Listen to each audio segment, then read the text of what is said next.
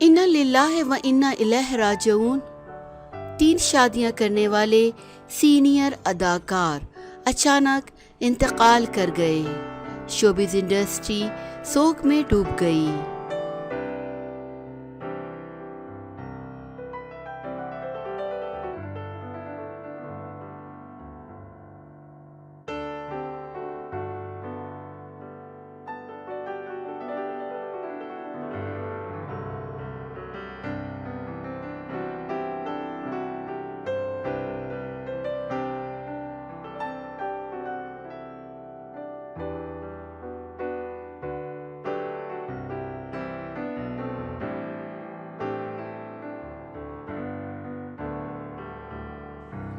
फिल्मों के सीनियर अदाकार यूसुफ हुसैन इंतकाल कर गए हैं। फिल्मसाज हंसल ने यूसुफ हुसैन के इंतकाल की खबर की तस्दीक करते हुए इनके लिए इंतहाई जज्बाती पैगाम शेयर किया है और कहा है कि यूसुफ हुसैन सिर्फ मेरे ससुर ही नहीं थे बल्कि वालिद भी थे।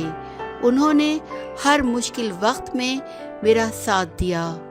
अदाकार यूसुफ हुसैन की उम्र 60 साल से ज़ायद थी।